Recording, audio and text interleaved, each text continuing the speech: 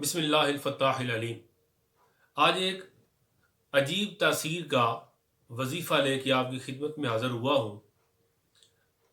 وظیفہ یہ ہے کہ حضور صلی اللہ تعالیٰ علیہ وآلہ وسلم کی خدمت اقدس میں حضرت عوف بن مالک اشجعی حاضر ہوئے اور عرض کرتے ہیں، یا رسول اللہ صلی اللہ تعالیٰ علیہ وسلم، میرے بیٹے سالم کو کافروں نے قید کر لیا ہے اور اس کی ماں شدید پریشان ہے اور گھر میں تنگ دستی، مفلسی اور غریبی بھی ہے، تو حضور ارشاد فرمائے ہم کیا کریں؟ حضور صلی اللہ تعالیٰ علیہ وآلہ وسلم نے فرمایا کہ صبر کرو، تقوی اختیار کرو، اللہ سے ڈرو، اور ولا حول ولا قوت الا باللہ العلی العظیم، اس کی کثرت کرو۔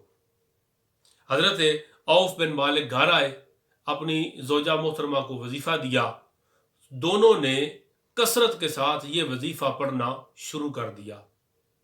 اللہ رب العزت نے کرم فرمایا اور چند دنوں کے اندر ہی یوں ہوا کہ جس جگہ پر سالم کو، ان کے بیٹے کو کافروں نے قید کیا ہوا تھا، کافر کسی اپنے کام کی طرف متوجہ ہو گئے اور قیدی کی طرف ان کا دھیان نہ رہا۔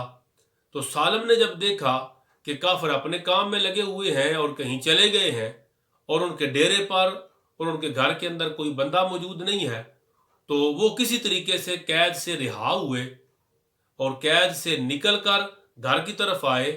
گھر آتے ہوئے انہوں نے کافروں کی 4000 بکریاں اور 50 یا 100 اونٹ وہ بھی اپنے آگے لگا لیے اور آہستہ آہستہ انہیں لے کے گھر آ گئے۔ اب جب گھر آئے، والدین کو ملے تو والدین کی خوشی کی انتہا نہ رہی۔ خوش حضور صلی اللہ تعالیٰ علیہ وسلم کی خدمت اقدس میں حاضر ہوئے، عرض کیا، یا رسول اللہ صلی اللہ تعالیٰ علیہ وسلم، اللہ نے کرم فرمایا، بچہ واپس آ گیا ہے، ہم نے وظیفہ کیا تھا، مگر جب وہ واپس آیا ہے تو 4000 بکریاں اور 50 یا 100 اونٹ وہ بھی کافروں کے ساتھ لے آیا ہے، تو سرکار اس کے لیے کیا حکم ہے؟ حضور صلی اللہ تعالیٰ علیہ وآلہ وسلم نے فرمایا کہ وہ سارا مال تمہارا ہے، اسے جس طرح چاہو استعمال کرو۔ اللہ رب العزت نے ولا حول ولا قوت الا باللہ العلی العظیم کثرت کے ساتھ پڑھنے کی برکت سے ان کی تنگ دستی، مفلسی اور غربت بھی دور فرمائی، اور ان کا بیٹا قید میں تھا، اسے رہائی بھی عطا فرمائی۔ سو یہ مجرب وظیفہ ہے جو خود مصطفیٰ جان رحمت صلی اللہ تعالیٰ علیہ وآلہ وسلم نے عطا فرمایا۔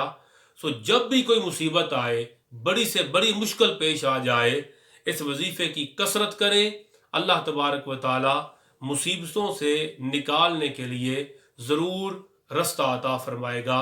اللہ رب العزت ہمیں ان وظائف کی برکتیں نصیب فرمائے، آمین یا رب العالمین۔